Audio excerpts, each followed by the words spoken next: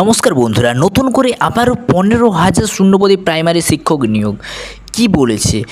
দিনের পর দিন রাজ্যে বেড়েই চলেছে শিক্ষিত বেকারত্বের সংখ্যা। এই বেকারত্বের সংখ্যা কমাতে যথাসাধ্য চেষ্টা করে চলেছেন কেন্দ্রীয় ও রাজ্য সরকার।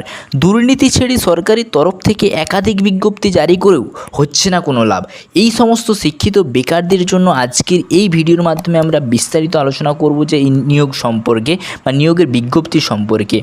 কর্মী নিয়োগ করতে চলেছে কেন্দ্রীয় বিদ্যালয় সংগঠন। না, প্রথমে যেটা দেখব সেটা হলো নিয়োগকারী সংস্থা, পদের নাম ও শূন্যপদের সংখ্যা। না, নিয়োগকারী সংস্থা কোথা থেকে তোমাদের এখানে নিয়োগ করা হবে?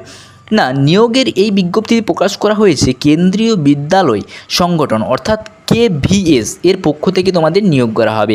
পদের নাম কি রয়েছে এখানে? বিজ্ঞপ্তি অনুসারে প্রার্থীদের PGT, TGT ও PRT সহ একাধিক নন টেকনিশিয়ান পদে কিন্তু কর্মী নিয়োগ করা হবে।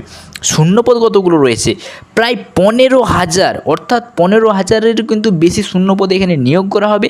বয়সের সময়সীমা, শিক্ষাগত যোগ্যতা এবং নিয়োগ প্রক্রিয়া, অর্থাৎ তোমার বয়স কত হতে হবে?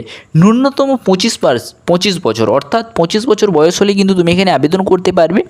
পদ বিশেষে সর্বোচ্চ বয়স সীমা কিন্তু এখানে ভিন্ন। যেরকম তুমি পদে আবেদন করবে সেই রকম পদে কিন্তু তোমার এখানে বয়সটা ভাগ করা রয়েছে। শিক্ষাগত যোগ্যতা, না বিজ্ঞপ্তি অনুসারে পদ বিশেষ বিভিন্ন শিক্ষাগত যোগ্যতা প্রয়োজন। যেমন অফিসিয়াল নোটিফিকেশানে ভালোভাবে বিস্তারিত ডিটেলস দেওয়া আছে।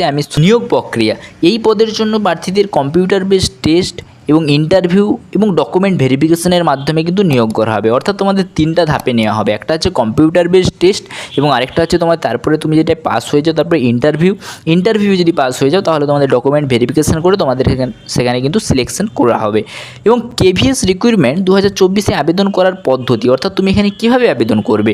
এই পদে আবেদন করার জন্য প্রার্থীদের অনলাইনের মাধ্যমে কিন্তু ব্যবহার করতে হবে। সম্পূর্ণ অনলাইনের মাধ্যমে আবেদন করতে পারবে। প্রথমে সংস্থার অফিসিয়াল ওয়েবসাইটে যেতে হবে। আমি সেটাও দেখিয়ে দেবো, ডিসক্রিপশানে লিঙ্ক দিয়ে দেবো কীভাবে কী করবে সমস্তটা তোমরা কিন্তু দেখে নিতে পারো।